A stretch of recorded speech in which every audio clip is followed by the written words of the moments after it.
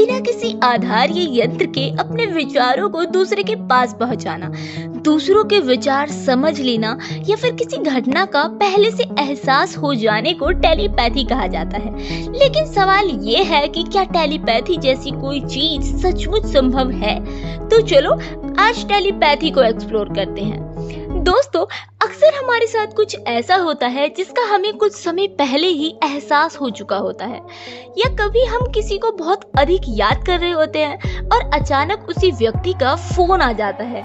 ऐसे में हम बस कुछ पल के लिए हैरान होकर इसे संयोग मानकर भूल जाते हैं, लेकिन हर बार ये केवल संयोग नहीं होता। दोस्तों, अगर आपका भी ये सवाल है कि क्या सच में टेलीपैथी हो सकती है, तो इसका सीधा सा जवाब है हाँ, और सबसे पहले तो विज्ञान ही इसकी पुष्टि करता है। दरअसल सामान्य तौर पर हम 5 ज्ञान इंद्रियां, मतलब कि 5 सेंसेस के जरिए किसी चीज या फिर किसी दृश्य को समझ पाते हैं, लेकिन कभी कभी किसी के भीतर 6वीं इंद्रिय जागृत हो जाती है, और इस इंद्रिय को विज्ञान ने अति इंद्रिय ज्ञान यानी कि एक्स्ट्रा सेंसरी परसेप्शन का नाम देकर हमारे सेंसेस में शामिल किया है।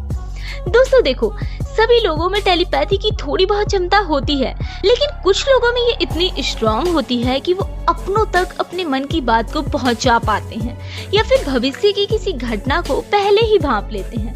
इसमें हमारी 5 ज्ञान इंद्रियों का इस्तेमाल नहीं होता है, ये हमारे मन और दिमाग की शक्ति होती है। दोस्तों, टेलीपैथी के कई फायदे हैं जिसे नॉर्मली हम फोन से बात करके या फिर मुंह से बोलकर हर वो चीज नहीं समझा पाते जिसकी हमें जरूरत होती है। ऐसे में टेलीपैथी से हम दुख जाहिर करना, किसी से माफी मांगना, वो सब कुछ जो आपके मन में है जिसे आप जाहिर करना चाहते हो वो आप कर सकते हो, जो नॉर्मली हम आमने सामने की बातचीत में नहीं कर पाते।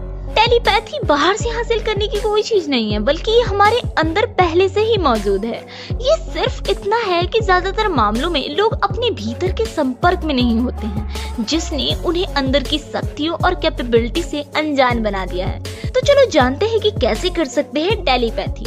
देखो दोस्तों, टेलीपैथी की क्षमता हासिल करना इतना मुश्किल नहीं है, लेकिन हमारी बातचीत करने के लिए अलग अलग तरह के गैजेट्स के ऊपर हम पूरी तरह निर्भर हो गए हैं, और इसकी वजह से हम अपने अंदर की शक्तियों को कभी समझ ही नहीं पाते। दोस्तों, क्योंकि ये पहले से ही हमारे अंदर है और हमें इसे सिर्फ जगाने की जरूरत है।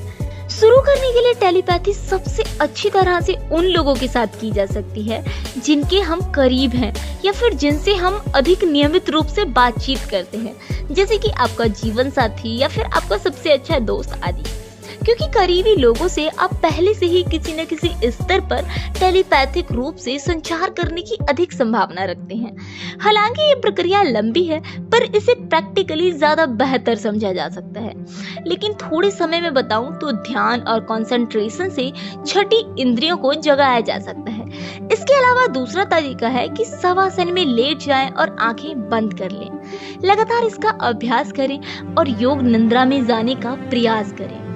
योग निद्रा अर्थात शरीर और कॉन्शियस माइंड इस अवस्था में सो जाता है, लेकिन सबकॉन्शियस माइंड जागृत रहता है। इसका लगातार अभ्यास करते रहने से ये शक्ति आपके अंदर आने लगती है। तो दोस्तों, ये वीडियो आपको कैसी लगी, और अगर आप इस पर और वीडियोस चाहते हैं तो हमें कमेंट करके जरूर बताना। वीडियो को लाइक कर दीजिए और चैनल को सब्सक्राइब कर लीजिए।